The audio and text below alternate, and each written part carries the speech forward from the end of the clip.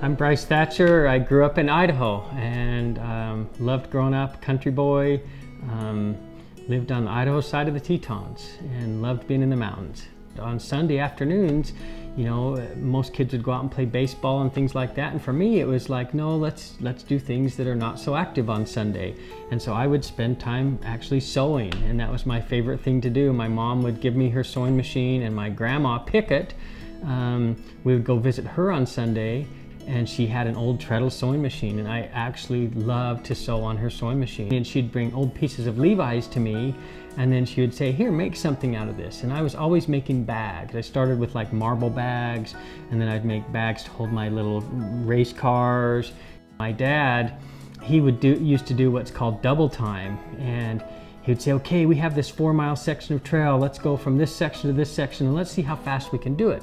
And he would say, let's do a run-walk routine. And so let's run 20 steps, then walk 20 steps, and see how fast we can cover this section of trail. And I really developed a love for that. So I grew up in the Idaho side of the Tetons, and they were always there in my view. And I absolutely developed a complete love for the mountains. And I just wanted to be there every chance that I could get. But somebody scared me once, and they said, you have to be off the top by noon. That was always my motto, because in the afternoons in the Tetons, there was always lightning showers, and it was crazy. And so I think that put a little fear in me as a young boy, and it's like, okay, I gotta be really fast. Let's get in and let's climb this mountain and get to the top and get back down again. I had this old camp trail backpack that was my best friend, and I would load it up, tie the straps down, and away I would go. And it used to drive me crazy because it was just simple shoulder straps, which it worked, but to keep it from flopping all over my back, I would have to hold onto these straps, one in each hand, and that would keep it from flopping all over my back. I'd run as long as I could, and then I'd just be parched. I would just be ready to collapse, and I'd say, oh dang, I got a drink. So I'd have to stop, pull off the backpack, open up the zippered pocket. I would guzzle a whole bottle of apple juice or a whole bottle of water, and then it's like slosh for half an hour, 45 minutes, because I was drinking so much. And it's like, this just isn't working. I was thinking, there's gotta be a better way. You know, how can I be faster in the mountains? How can I be more efficient? How can I make it so that I don't have to take my backpack off in order to get my fluids? And that's when I came up with the idea of, why don't I just take an old bicycle water bottle and create a pack that allows me to carry a bottle on my waist so that I can get things on the go and never have to slow down to get a drink of water. And I sat down that afternoon, I cut out some old Levi's at the time, and I decided it was time to make myself a backpack.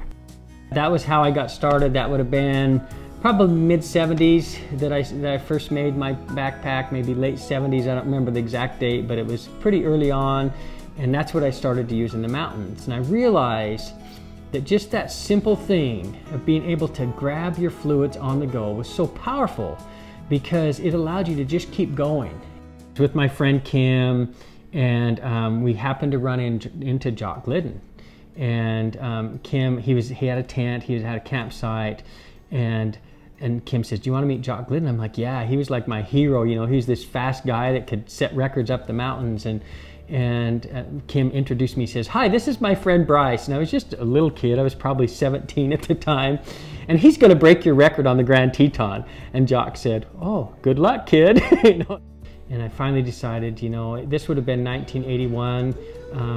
I decided, man, it is time to go for the record. I'm fit, I'm fast. And my goal was to really I really wanted to break 4 hours. And I thought, you know, this would be a great thing to do. And so I ran as fast as I could, ran all the way up to the top of the mountain. And at the time, it was really just kind of a trial run. I just thought, well, I'll just go and do it. I had somebody timing me in the parking lot, and then it used to be in the Tetons, you would carry a little registration card that you would have to check out with the rangers. And I figured, well, I'll just leave that on top, and then somebody can carry it down. No such thing as GPS watches at the time. And then that way they can verify that I was there. And so I ran to the top of the mountain, came back down again. I had a brand new pair of shoes when I started. And you can see the old Brooks Vantage, wonderful cotton laces, interesting soles on the bottom. You can see after one run though, I basically blew out the whole side of the shoe. one time, running up the Grand Teton, but I was able to, in this first time, I was able to break Jock Glidden's record. It was 3 hours and 47 minutes, and established really my first official FKT.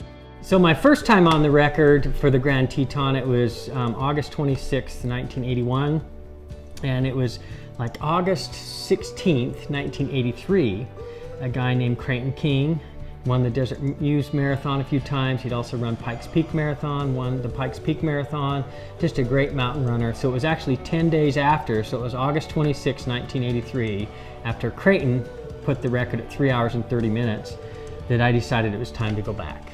So I went back. This time it was a little bit more official. I actually had people waiting in the parking lot. I had some friends that hiked part way up. Did the same thing where I verified it with a piece of paper dropped on the top. That was on August 10th. On the 26th, it was Thatcher's turn, and he cut almost 25 minutes off of King's mark. A photographer from television station KID in Idaho Falls recorded Thatcher's last leg of the trip. My goal was really honestly to break 3 hours, and it's like that is a lot of time to take off, going from 3:47 to 3 hours. Anyway, ran to the best of my ability all the way to the bottom, set a new record, FKT, but I didn't quite break my 3 hours, which was my goal, but I still set a record. It was 3 hours, 6 minutes, 25 seconds, and that record stood for a really long time, about 29 years, I think.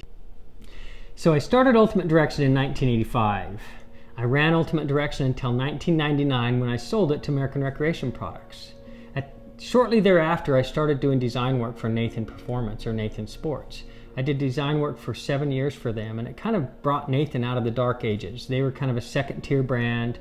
I brought all of my passion for sport and athletes and all the things that I developed at Ultimate Direction Days, I brought those to Nathan, and Nathan grew very quickly and has become one of the best brands in the industry. At UltrAspire, my philosophy is pretty simple. That is, create the best product for the athletes so that they're able to enhance their performance. So what I do is I create a product, I give it to an athlete, I let them test it, we refine it, we go through another process, do it again, and we try to perfect the product so when it reaches the market, it's ready to go and it's been tested by the athletes. I wanted to make it so easy for the athlete to have everything that he needed to get at it on the go.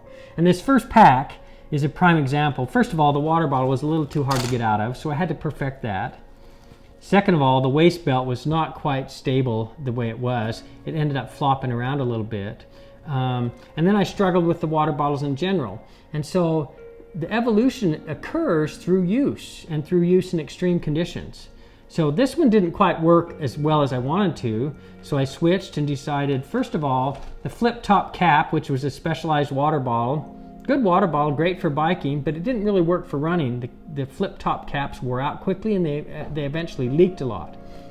And so then I decided there was a lot of screw top bottles in the market. There was Nalgene bottles, but there was no screw top sport bottles. And so I says, man, I need to do a screw top sports bottle. So back in Ultimate Direction days, we created the first screw top sports bottle in the marketplace. And we did it out of need because it wasn't working for our sport. And I have really a story, and this is what jump-started the company, and that was the ability to get things on the go. But we also figured out how to make the pack stable. And I've always used like a 2/3, 1/3 ratio, where 2/3 of the weight is on the bottom and 1/3 on the top, and that way it just rests against your back and makes a stable ride. Simple solution it looks like, but it took a little bit of trial and error to get it to where it'd be very stable for the athlete. And I've worked with some of the world's best athletes, and that has been really what drives me, is not only my own athletic abilities and my desire to be outside and to spend every waking hour outside, and it's whether it's running, mountain biking, climbing, skiing, anything that's human powered outside is what I like to do. So for me, my passion for innovation started early on, and with that, many industry firsts occurred. First handheld, first race vest, first backpack with hydration built into it, and the list can go on and on and on. And innovation continues, and it continues out of need, and it continues out of need to perform better. My innovations have been helping people for the last 35 years and into the future, and I'm proud of it.